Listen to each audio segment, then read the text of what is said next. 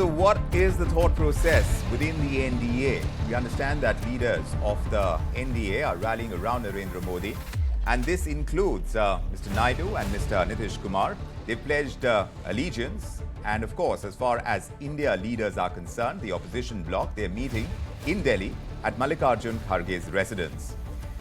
That's where we're tracking all the goings on. In fact, both these meetings are being closely tracked. Let's go across to my colleague Sumit Chaturvedi. He's here to tell us exactly what's happening in one of those meetings. You've been tracking what's been going on as far as the meeting there is concerned. Sumit, tell us what's happening at 7 Lok Kalyan Marg. Well, NDA allies, they met here today. Meeting ended around an hour back. It was a crucial meeting today because after yesterday's verdict, BJP clearly had taken some setback from that. But with the allies' support, they clearly were crossing the magical 272 figures, provided allies stay with them. So today it was made clear by allies. They got the support, letter of support from both allies, TDP and Janata Dal United. Both their party leaders, Chandrababu Naidu and Nitish Kumar, were present at 7 Jan Lok Kalyan Marg, PM's residence here. And they also came out in support of PM. Later on, the visuals were released, the pictures were released, and now it's sealed that allies are together as far as NDA is concerned. National Democratic Alliance is concerned. They are together. It's a matter of now of few formalities before they go ahead and form the government. So in the morning today, when the pictures emerge of Nitish Kumar, Patna, when he was flying from Patna, Bihar CM, with a leader from Bihar only, one clearly there was speculations that was tried that what is going to happen. Chandrababu Naidu, on the other hand, was steadfastly, he had come out in support of NDA BJP yesterday only. But Nitish Kumar today, after landing, and his leaders started then talking about their support to PM Modi-led alliance. So it's clear now that alliance is there, it is sealed, it's intact. That's and how they are going to go ahead and form the government. That's a matter of few days. As we heard here, 8 June is the time when formally it will be formed. But so far, if I explain today, well, it began with few speculations, but it ended with clarity that all NDA allies are together, including crucial ones, the kingmakers, TDP's Chandrababu Naidu and Janata Dal's Nitish Kumar. What was at play over at that meeting? Eventually, it has ended as far as the speculation goes. Yes, there were several media reports, but right now we know of letters of support that have been given by the partners within the NDA, and this in support of Narendra Modi, and we'll see exactly how that is taken forward.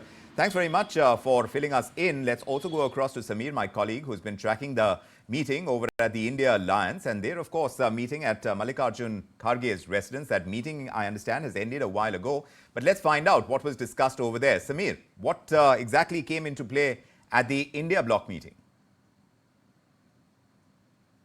The opposition alliance meeting, India alliance meeting ended. It went in for almost an hour. It was attended by many prominent opposition political leaders that included names like Sharad Pawar, Supriya Sule, Akhilesh Yadav, Sanjay Singh, Raghav Chadha, and also CPIM Sitaram Yechuri.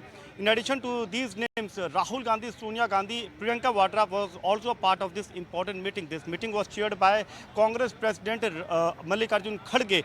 So this meeting was what we are picking up from sources that when this meeting started, Congress President Mallikarjun Kharge in his opening remark welcomed all the opponent leader and has raised this point that the mandate was that the people, the nation's mood is in a direction that they have rejected Narendra Modi, they have rejected BJP.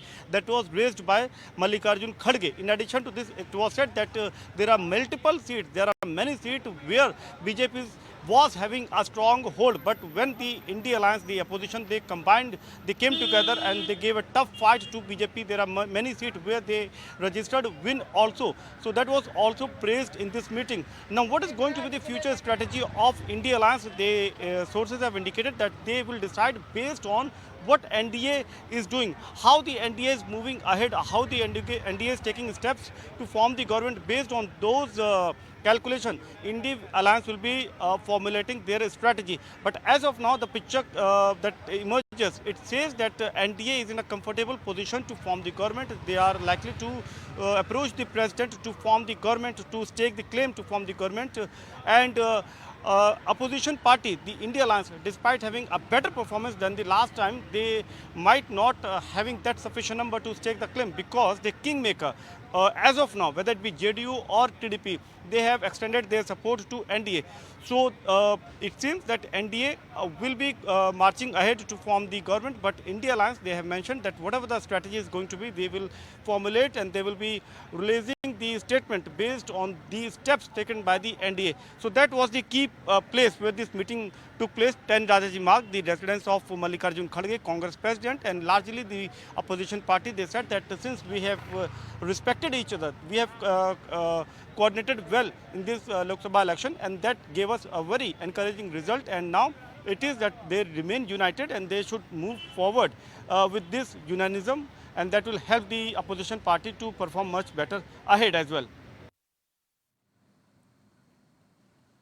All right, Samir, thanks very much for filling us in on that important meeting as well. So two important venues, two important meetings taking place, one of the NDA, the other of the India Alliance, and all happening in the national capital. Of course, a lot of media reports going out there, a lot of speculation playing around as well.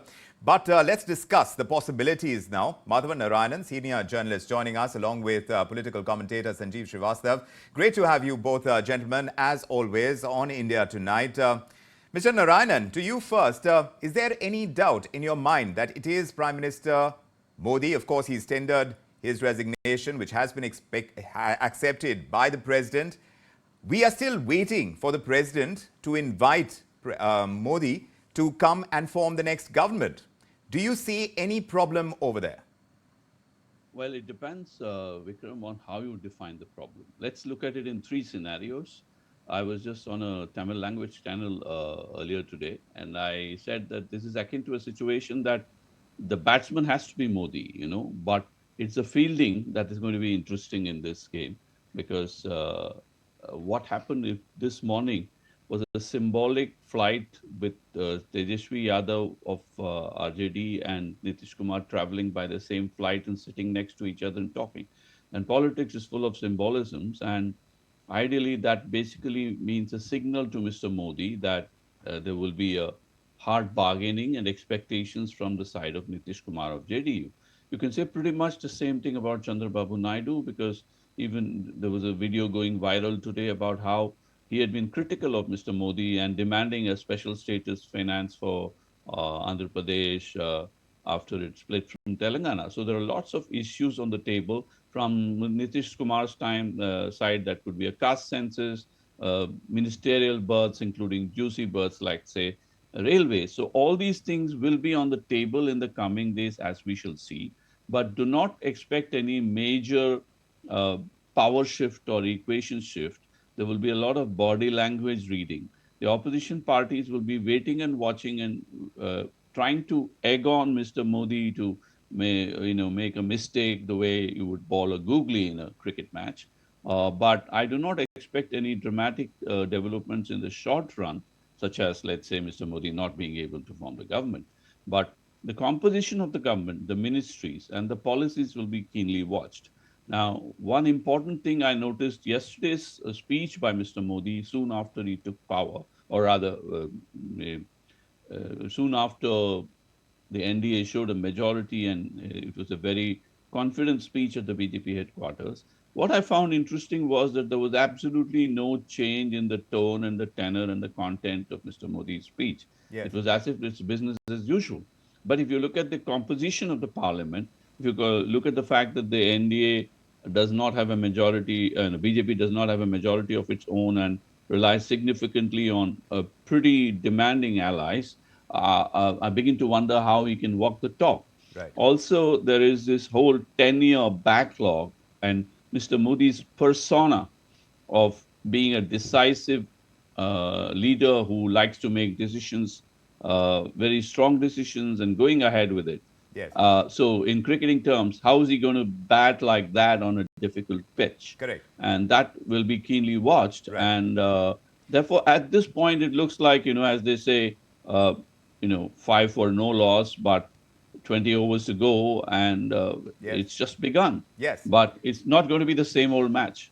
It's not going to be the same old match. And like you said, though the tone and tenor in that speech that he made to BJP Karyakartas suggested business as usual, but that may not be the case, considering that in the last 10 years, he didn't have to deal with coalition politics. And that's going to come in a big way, going by the numbers that the BJP has been able to put together.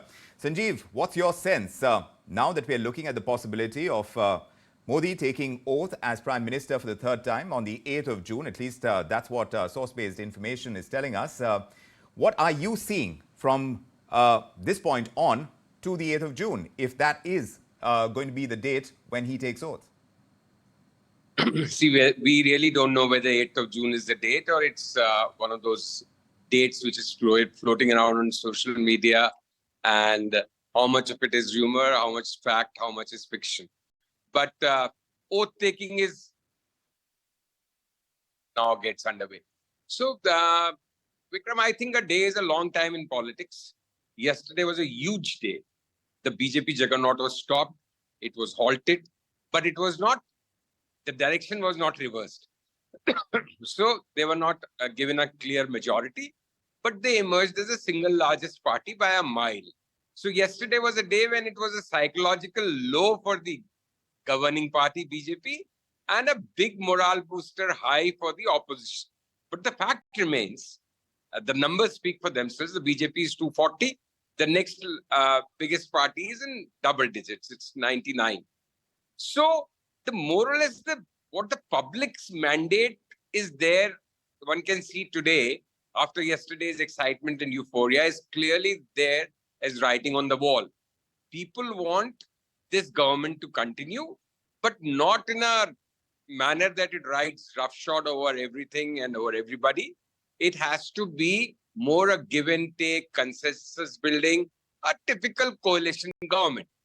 Now the challenge is how much, since Mr. Modi has no prior experience of running a coalition government, it is Mr. Modi and his top leadership which will have to do all the accommodation, adjustments, understanding the needs and aspirations and demands of coalition partners. And both Nitish Kumar and Chandrababu Naidu are really old war horses in terms of politics, very seasoned, very calculative, very wily. They know where their interests lie and they are going to drive a hard bargain for that.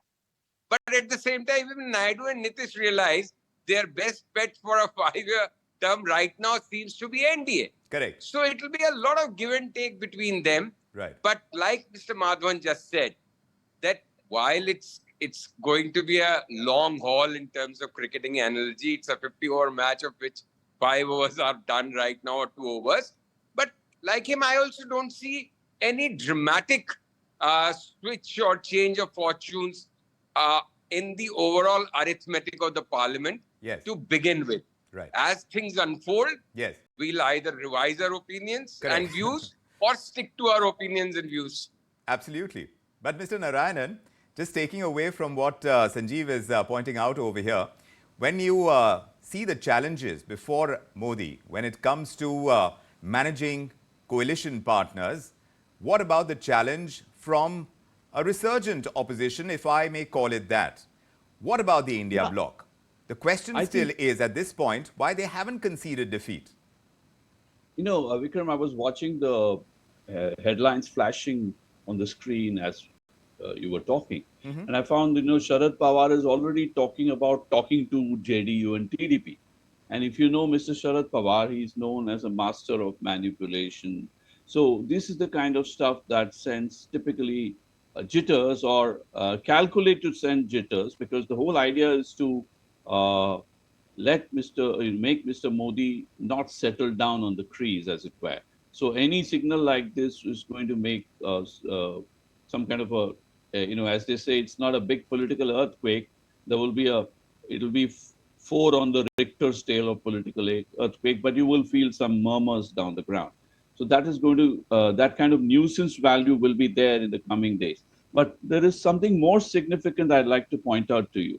If you look at the history of Mr. Amit Shah or the BJP's behavior with the Uddhav Srenas Thackeray last year, or with AIADMK in Tamil Nadu, which has been in the past an ally of the BJP, you will find that there's a huge difference between the old BJP, which had people like Pramod Mahajan and Arun Jaitley, who could actually carry out some parliamentary affairs procedures with elan and aplomb and with a degree of friendly negotiating capabilities. I see there's a huge gap right now in BJP's talent pool in terms of parliamentary floor management and issues like that. And there will be a lot of that required because the easiest thing to assume is how the India bloc will deal with the early overs of this game. Right. Apart from, even before the budget, if you take the sexual harassment case involving Brij Bhushan Saran Singh or Prajwal Revanna, they are still hot on the table and connect with the people. Yes. Let's say the Pune Porsche case or issues of malgovernance or issues of some of the promises made by the BJP.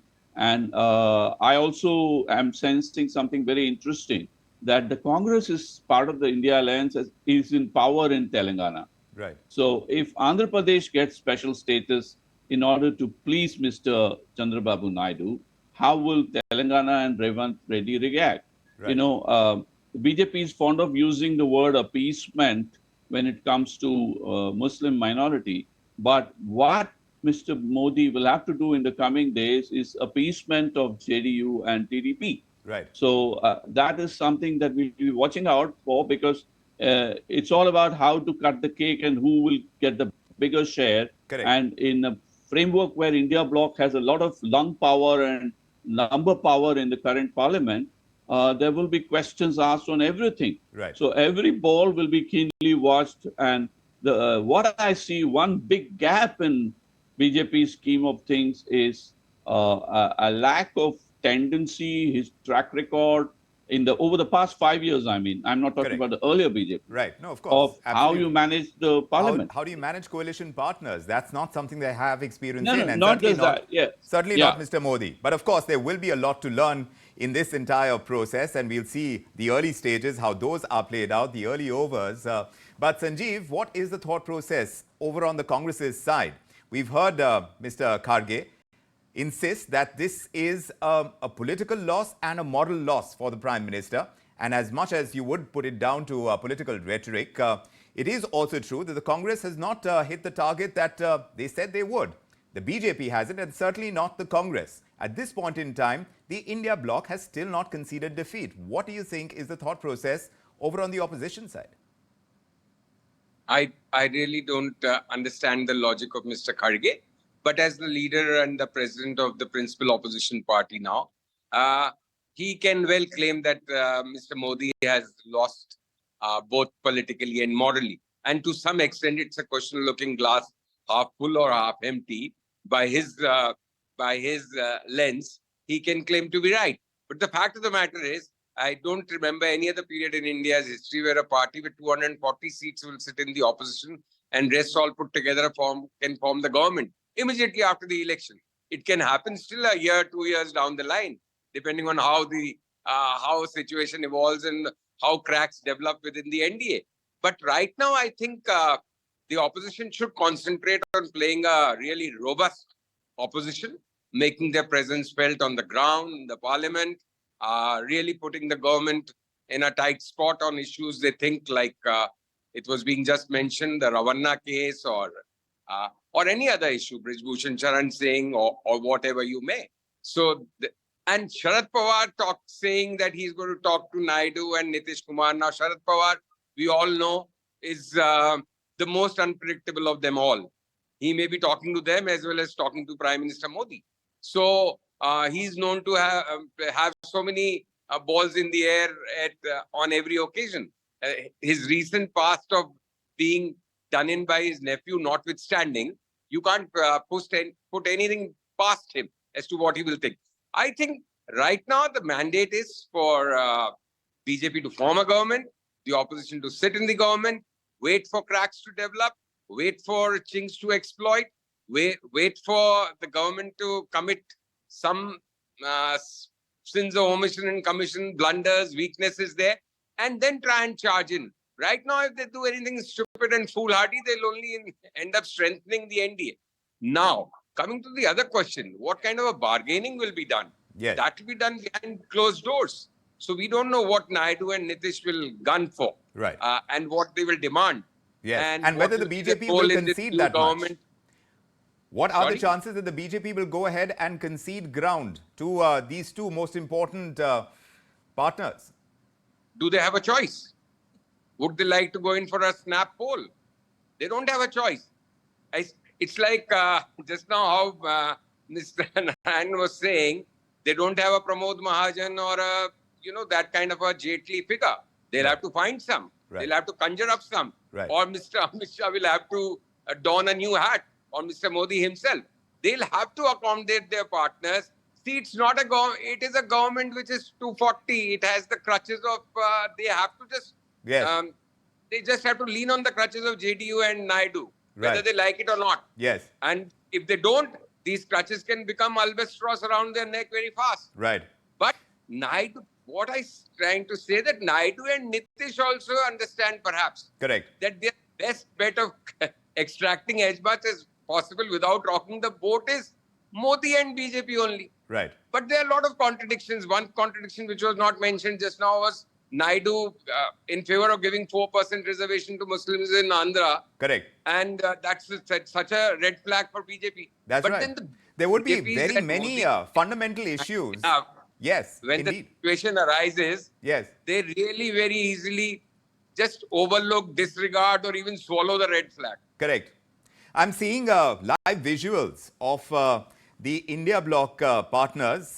Currently, they are meeting, and I'm seeing Shiv Sena getting represented over there. The Aam Aadmi Party as well. Rahul Gandhi, of course, is over there too. Mr. Sharad Pawar as well, and Akhilesh Yadav is present too. As far as this entire bloc is concerned, Mr. Narayanan, Sanjeev just mentioned the possibility of cracks developing. How important is for this flock to stay together, and whether there are chances that there might be any possibility that to get the numbers going for the ruling dispensation, cracks could develop on the other side? Yeah, I think that's a very good question, Vikram, because I was thinking about that precisely. Now, this is a very, very interesting, what I call a double problem. On the one hand, you have looked at Amit Shah's history. Amit Shah has been not only the Home Minister, but also been a master strategist. But his approach has always been what I call in Hindu Ramayana terms as Ashwamedha. You send a horse to conquer a new territory and challenge others. There is a sort of aggression. Whereas I would have expected somebody like Nitin Gadkari, who's gossip in Delhi, if it's to be believed, he's a sort of a silent dissenter in the whole scheme of things. But he's got tremendous parliamentary skills in terms of affability and ability to talk peacefully. So there is no deal maker right now of the affable quality in the BJP. Now, but on the other hand, Amit Shah might prove to play his cards within the India bloc to see if they can split, he can split them before they play the ball. So there's going to be a lot of matching of wits. And as Sanjeev very insightfully remarked, with Sharad Pawar, you don't know what's going on. So it's not as if uncertainty is just something that Modi and company will be facing. But if you see the history of Indian opposition politics right from the 1960s, opposition being in disarray is not new at all. So they can rest on the laurels of the fact that they have sort of saved the constitution by actually getting to a situation where the BJP is nowhere near a two-thirds majority or a worldview. On the other hand, the boot is on the other foot, where, you have to look at how BJP is forced to shed some of its ambitious 56-inch Hindutva claims. So there is going to be a lot of wit matching on this. It's a very good time to be in the news media if you really believe in journalism, because There's going to be a lot of stories that will come in the coming days. I can Yes. tell you as somebody who's covered a lot of coalition politics in the past. Yes, absolutely. Yes, one would have a field day because there would be as many stories to track, to stay on top of, to understand where the push and pull does come in from. And we're going to do that very closely. Sanjeev and Mr. Narayanan, it's always a pleasure getting your perspective. And thank you for joining us on this edition of India Tonight. We're watching all the wranglings that are taking place on the political front. If you like this video, then like, share and subscribe to ET Now.